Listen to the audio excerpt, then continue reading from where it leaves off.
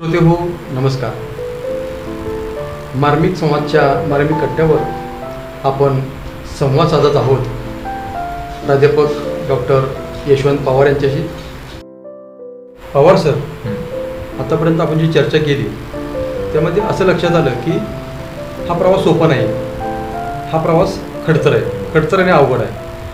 मग या प्रवासाच्या दरम्यान कुटुंबीय किंवा तुमचे महाविद्यालयीन सहकारी, तुमचे वरिष्ठ, त्याचबरोबर तुमचं मित्रपरिवार किंवा इतर अजून काही लोक असतील, काही व्यक्ती असतील, तर यांचं सहकार्य तुम्हाला कसं लागतं? तर आता PhD आपण जेव्हा टॉपिक सिलेक्ट केल्यापासून ते त्याच्या ते अंतिम टप्प्यापर्यंत अनेक टप्पे आहेत PhDचे. आपण केलेल्या कामाचं आपल्याला ते प्रोग्रेस रिपोर्ट असतो प्रत्येक 6 महिन्यात, ते आपल्याला प्रेझेंट करावा लागतो. मग तिथं गाईडचा रोल फार महत्त्वाचा असतो. बरं, गाईडचं तो आपल्याला एक दिशा देत असतो. आणि माझे गाईड डॉक्टर CP पिसे हे.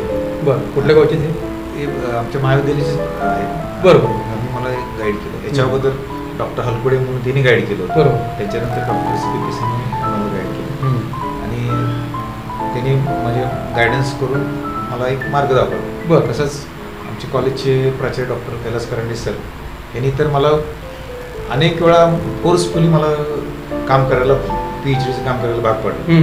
कारण मी त्यांना कधी कधी असं दिसायचं की सध्या हे लक्ष नाही PhDकडे. बरं. ते मला काय पण कुठल्याही माध्यमातून मला ती अगदी हक्कानं ती फोर्स करून मला सांगायची. एक त्यांच्याविषयी तुम्हाला एक आदरयुक्त भीती आहे. त्यांना पहिली भीती वाटायची. आता बहुतेक PhD बद्दल बोलतील. मग ते त्यांचं पण एक काय म्हणतात त्यांची प्रेरणादायी अशी भीती होती. मग ते पण आहे म्हणजे. आणि माझे सहकारी जे होते आमचे HOD असतील, कदम सर, डॉक्टर कदम, तेव्हा इतर आमचे सहकारी, त्यांनी पण मला खूप मदत केली.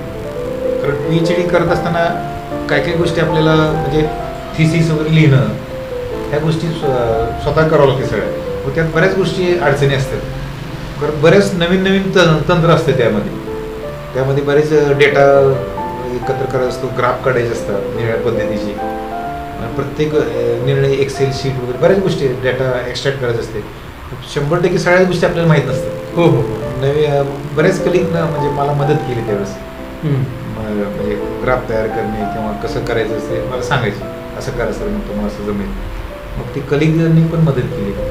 आणि परत त्यानंतर विद्यार्थी तर आहेच, कारण विद्यार्थी माझं काम करायचे. विद्यार्थ्याकडून सुद्धा एक प्रकारचं प्रोत्साहन मिळतं ना त्यावेळेस. हो, अगदी बरोबर. विद्यार्थ्याचं फार मोठा सिंहाचा वाटा असते याच्यामध्ये PhDचं काम. आणि त्यानंतर मग आपण घरचा विचार केला तर नेहमीच माझे घरचे सगळे म्हणजे माझे भाऊ, बहीण, तुमचं कुटुंब एकत्र आई, आमचं एकत्रित कुटुंब आहे. आमच्या बहिणीचं कुटुंब म्हणजे आमचे बहिणीचे मिस्टर, भाऊजी, ह्याने आमचे सगळे बच्चे किंवा आमचे सगळे पाहुणे मंडळी असतील, आमचे सासरवाडीचे मामाच आहेत ते सगळे येते. यांचं नेहमीच या कामासाठी पाठिंबा राहिला. कारण PhDचं काम करायचं म्हणजे वेळ त्याला खूप द्यावा लागतो. अगदी बरोबर. बऱ्याच गोष्टीला तडजोड करावं लागतं. बाहेर कुठं जाता येत नाही. घरच्यांची इच्छा असते की नाही कुटुंबाची, आपल्या इकडे घेऊन चला तिकडे नाही, त्याला ती मुरड घालावं लागतं, जाऊ शकत नाही. बरेच वर्ष म्हणजे बऱ्याच गोष्टी त्यांनी सहन केल्या PhDसाठी. आणि दरम्यान कोरोनाच्या काळात जरा ब्रेक बसला होता. हो, ते काय जागतिक संकट होतं. नावेमध्ये झालतो मी, म्हणजे अवघडच झालं PhD पूर्ण करणं.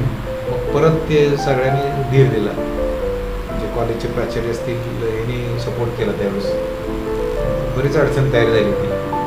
ते परत मार्गी लागला प्रश्न. गाईड असतील, घरच्यांनी सपोर्ट केला. घरच्यांनी केला, मित्रांनी पण. टेन्शन हेच आहे ना, आपल्या बरोबरची PhD झाली पण आपण गॅप पडला आपला असं तसं वाटायचं की नाही मत व्हायचं. त्यावेळेस मित्र आहेत, आपले मित्र खूप आमचा मोठा आहे.